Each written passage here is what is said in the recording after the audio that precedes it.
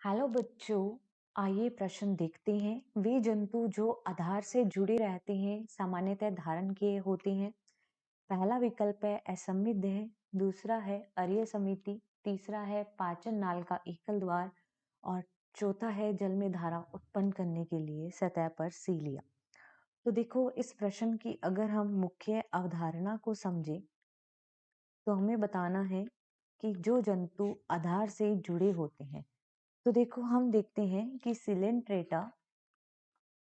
Coelenterata संघ के प्राणियों में कुछ प्राणी ऐसे होते हैं। संघ के प्राणियों में दो प्रकार की अवस्थाएं देखने को मिलती है।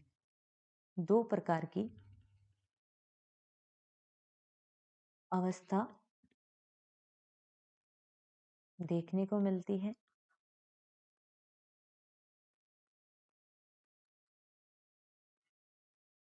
एक है पोलिप अवस्था और दूसरी होती है मेडुसा अवस्था। यह स्थिर अवस्था है, स्थिर अवस्था जो आधार से जुड़ी होती है।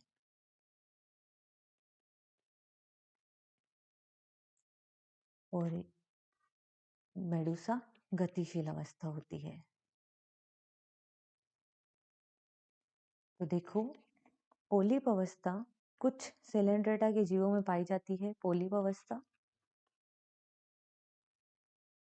जीवों जैसे कि कोरल्स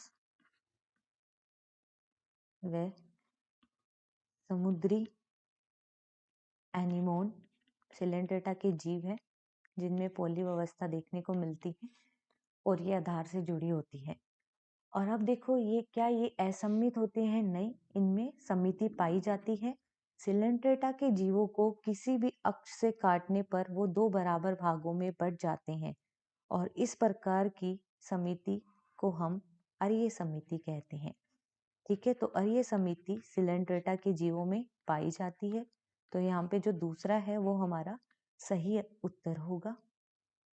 ठीक, पाचन नाल का एकल द्वार जिसे प्रोटोस्टोम कहते हैं, तो ये चपटे कर्मे से शुरू होता है। अगला है जल में धारा उत्पन्न करने के लिए सतह पर सीलिया, तो इनमें सीलिया नहीं होते। तो हमारा जो यहाँ पे सही उत्तर जाएगा वो उत्तर जाएगा दूसरा या बी। आशा करते हैं आपको इस प्रश्न का उत्तर समझ में आया होगा। धन्यवाद।